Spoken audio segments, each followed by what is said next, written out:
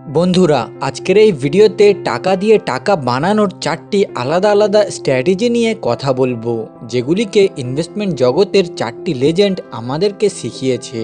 এই স্ট্র্যাটেজিগুলিকে ব্যবহার করে তাঁরা কোটি কোটি টাকার মালিক হয়েছে। তাই আর বেশি কথা না বাড়িয়ে এই স্ট্র্যাটেজিগুলিকে এক এক করে দেখে নেব। তো চলুন শুরু করা যাক। So strategy number 1, net method. ধরুন একটা জামা কাপড়ের দোকান আছে যেটা একদমই চলে না, মানে যে জায়গাতে দোকানটা আছে সেই জায়গার লোকেরা ওখানে জামা কাপড় কিনতে যায় না, যার ফলে ওই দোকানের মালিক হতাশ হয়ে ওই দোকানটাকে বিক্রি করতে চায়, কিন্তু দোকানটাকে কেউই কিনতে চায় না। এবার প্রশ্ন হলো যে ওই ফ্লপ দোকানটাকে আপনি কি কিনতে চাইবেন? আপনি এটা শুনে বলতে পারেন যে আমি পাগল নাকি, যে দোকানটা কেউই কিনতে চায় না সেই দোকানটাকে আমি কিনবো কেন? না, একদমই কিনবো না। কিন্তু আমি যদি বলি ওয়ারেন বাফেটের গুরু বেঞ্জামিন গ্রাহামের মতে আপনি ভুল করছেন, কারণ ওই দোকানের সঠিক দাম কি সেটা আপনি জানেন না। তাই এবার যদি বলি ওই দোকানের দাম 7 লাখ টাকা, কিন্তু ওই দোকানের ভিতরে লেটেস্ট ডিজাইনের জামা কাপড় আর ফার্নিচার মিলিয়ে মোট 10 লাখ টাকারও বেশি মাল আছে, তাহলে এবার আপনি কি ওই দোকানটাকে কিনতে চাইবেন?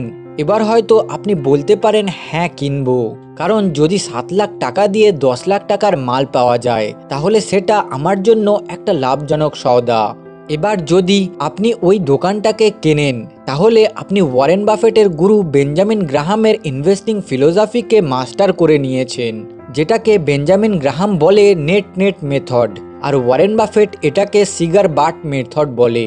বেঞ্জামিন গ্রাহামের মতে এই মেথডটা কোনো দোকানের ক্ষেত্রে প্রযোজ্য না হলেও শেয়ার মার্কেটের কোম্পানিগুলোর ক্ষেত্রে প্রযোজ্য হয়, কারণ অনেক সময় খারাপ মার্কেট কন্ডিশন বা কোনো খারাপ নিউজের জন্য কোনো কোম্পানির দাম তার ইন্ট্রিনসিক ভ্যালুর থেকে অনেক কমে যায়, মানে কোম্পানির কাছে যা অ্যাসেট থাকে তার থেকে কোম্পানির মোট দাম অনেক কমে যায়।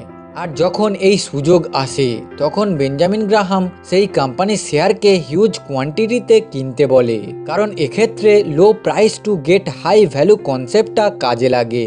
এখানে লো প্রাইস মানে হলো কম দাম যেটা আমরা পে করি, এবং হাই ভ্যালু মানে হলো যেটা আমরা পাই। তো আসুন এই মেথডটাকে একটা রিয়েল লাইফ এক্সাম্পল দিয়ে ভালোভাবে বোঝা যাক। 2020 সালের মার্চ মাসে যখন সারা পৃথিবীতে করোনার জন্য লকডাউন চলছিল, তখন মার্কেট ক্র্যাশের জন্য অনেক কোম্পানির দাম একদম কমে গিয়েছিল, যেমন কেআরবিএল লিমিটেড নামক এক কোম্পানি, যার মার্কেট ক্যাপ এখন 7,350 কোটি টাকা, আর এর একটা শেয়ারের দাম এখন 300 টাকা, কিন্তু লকডাউনের সময় এর দাম 100 টাকা হয়ে গিয়েছিল। তাই তখন এই অনুযায়ী কোম্পানিটির মার্কেট ক্যাপ 2,300 কোটি টাকা হয়ে গিয়েছিল, কিন্তু তখন কোম্পানির কাছে মোট 4,000 কোটি টাকারও বেশি অ্যাসেট ছিল, মানে কোম্পানিটির গোদামে 3,000 কোটি টাকারও বেশি চাল ছিল। তাই লকডাউনের সময় যদি কেউ এই কোম্পানিতে ইনভেস্ট করত, তাহলে সে যে টাকাটা ইনভেস্ট করত তার থেকে বেশি সে মাল পেত, কারণ যদি সেই সময় কোম্পানিটি বন্ধ হয়ে যেত তাহলেও ইনভেস্টারদের টাকা মার যেত না, কারণ কোম্পানি নিজের অ্যাসেটগুলিকে বিক্রি করে ইনভেস্টারদের টাকা শোধ করত। তাই বেঞ্জামিন গ্রাহাম বলে এই নেট মেথডকে ব্যবহার করে যদি কেউ কখনো ইনভেস্ট করে তাহলে তার সমসাময়িকভাবে লস হলেও লং টার্মে কখনো লস হবে না, কারণ কোনো কোম্পানির ভবিষ্যৎ কেউই বলতে পারবে না, কিন্তু সেই কোম্পানির বর্তমান আর অতীতের ডাটাকে অ্যানালাইজ করে ভবিষ্যৎকে প্রেডিক্ট করতে পারে যে কোম্পানিটি ভবিষ্যতে ভালো করবে কিনা। তাই এই অনুযায়ী ওয়ারেন বাফেট প্রথম বেশ কয়েক বছর ইনভেস্ট করেছিল। তারপর একসময় ওয়ারেন বাফেটের তার ইনভেস্টমেন্ট জার্নিতে চার্লি মঙ্গার নামক এক ফেমাস ইনভেস্টারের সাথে দেখা হয়, যার মত অনুযায়ী বেঞ্জামিন গ্রাহামের নেট মেথডের কোনো ভ্যালু নেই।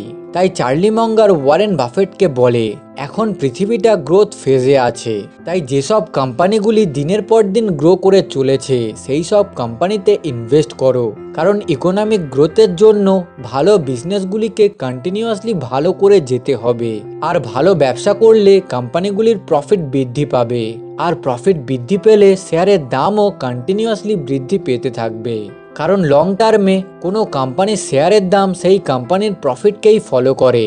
চার্লি মঙ্গারের কথা শুনে ওয়ারেন বাফেট নিজের ইনভেস্টিং ফিলোসফিকে একেবারে পরিবর্তন করে ফেলে। তাই ওয়ারেন বাফেট বলে It's far better to buy a wonderful company at a fair price than a fair company at a wonderful price. মানে কোনো এভারেজ কোম্পানিকে সস্তায় কেনার থেকে কোনো ভালো কোম্পানিকে একটু বেশি দাম দিয়ে কেনা অনেক ভালো। এই ইনভেস্টমেন্ট স্ট্র্যাটেজিকে চার্লি মঙ্গার বলে গ্রোথ ইনভেস্টিং। এই স্ট্র্যাটেজিকে ফলো করে Warren Buffett Coca Cola, bank of আমেরিকার মতো কোম্পানিতে ইনভেস্ট করে। আর এই দুটো ইনভেস্টমেন্টই ওয়ারেন বাফেটের লাইফের ওয়ান অফ দ্য বেস্ট ইনভেস্টমেন্টের মধ্যে পড়ে। এরপর আসে পিটার লিঞ্চ, যে পার্সেন্টেজের দিক থেকে ওয়ারেন বাফেটকে হারিয়ে দিয়েছিল। অর্থাৎ পিটার লিঞ্চ দীর্ঘদিন ধরে ওয়ারেন বাফেটের থেকে বেশি হারে নিজের ইনভেস্টমেন্টকে বৃদ্ধি করেছিল। পিটার লিঞ্চের ফিলোসফি হলো কোম্পানির ফিউচারকে প্রেডিক্ট করা। পিটার লিঞ্চ বলেন যে কোনো কোম্পানিতে ইনভেস্ট করার আগে তার নাম্বারসের বেসিক্সগুলিকে ভালোভাবে দেখে নিন, যেমন কোম্পানির প্রফিট কত পার্সেন্ট হারে বৃদ্ধি পাচ্ছে, কোম্পানির ওপর কত ডেট আছে, কোম্পানির কাছে সাফিসিয়েন্ট ক্যাশ আছে কিনা, এই সব দেখতে হবে।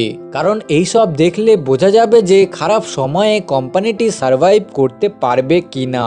এই সব কিছু দেখার পর উনি বলেন যে আমাদের নিজের টাইম অ্যান্ড এনার্জিকে কোম্পানিটির স্টোরি কি হবে সেটা জানার জন্য ব্যবহার করা উচিত। মানে কোম্পানিটির ভবিষ্যৎ পরিকল্পনা কি আছে, কোম্পানিটি আগামী 4-5 বছরে কিভাবে গ্রো করবে, কিভাবে নিজের কাস্টমার বেস বাড়াবে, সেই সব জানতে হবে।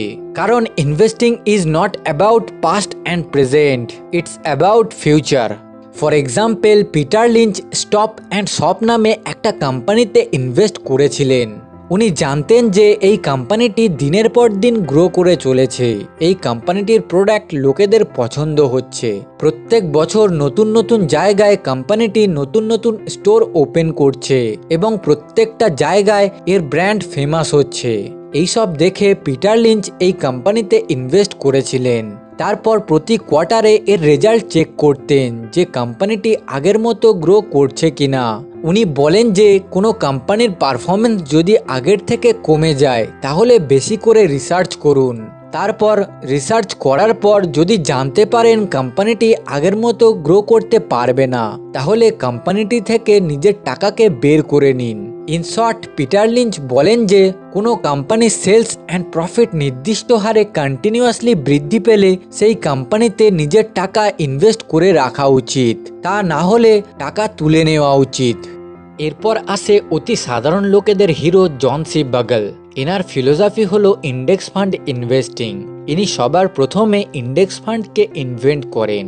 ইনি বলেন যে don't look for the needle in the haystack, just buy the haystack. অর্থাৎ ঘাসের ঢিবির মধ্যে সূঁচ খোঁজার থেকে ঘাসের ঢিবিটাই কিনে নেওয়া অনেক ভালো। এখানে ঘাসের ঢিবি বলতে জন সি বাগল পুরো স্টক মার্কেটটাকে বুঝিয়েছেন, আর সূঁচ বলতে একটা ওয়ান্ডারফুল কোম্পানিকে বুঝিয়েছেন। তো এখানে বেসিক্যালি ইনি বলতে চেয়েছে এক এক করে ভালো কোম্পানিগুলিকে খুঁজে তাতে ইনভেস্ট করার থেকে দেশের সব থেকে ভালো ভালো কোম্পানির ইন্ডেক্সে ইনভেস্ট করাটা অনেক ভালো। যেমন আমেরিকার ক্ষেত্রে S&P 500 ইন্ডেক্স, অর্থাৎ আমেরিকার টপ 500টা কোম্পানি, আর ইন্ডিয়ার ক্ষেত্রে নিফটি 50 ইন্ডেক্স, অর্থাৎ ইন্ডিয়ার টপ 50টা কোম্পানি। তো একবার ইন্ডেক্সে ইনভেস্ট করার পর যদি আমরা সেটাকে 20-30 বছর ভুলে যাই, তাহলে আমরা ভালো ভালো মিউচুয়াল ফান্ড ম্যানেজারকে লম্বা সময়ের জন্য বিট করতে পারি। তো এই ভিডিওতে আমরা টাকা দিয়ে টাকা বানানোর 4টি সিম্পল স্ট্র্যাটেজি শিখলাম, যে স্ট্র্যাটেজিগুলিকে যদি আপনি ভবিষ্যতে ব্যবহার করেন তাহলে আপনি অবশ্যই লাভবান হবেন, কারণ এগুলি 4 জন লেজেন্ডের দ্বারা প্রমাণ করা strategy. So choose your favourite investing strategy.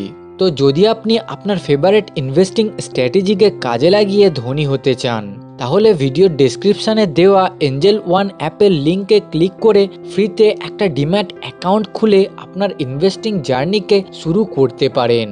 আর যদি এই ভিডিওটা আপনার ভালো লেগে থাকে তাহলে ভিডিওটাকে আপনার বন্ধু বান্ধব আত্মীয় স্বজনের সঙ্গে শেয়ার করে তাদের কাছে এই ফাইন্যান্সিয়াল নলেজটুকু পাঠিয়ে তাদেরকেও সাহায্য করুন। সো মোর নলেজ, মোর ইমপ্লিমেন্ট, ইমপ্রুভ লাইফ।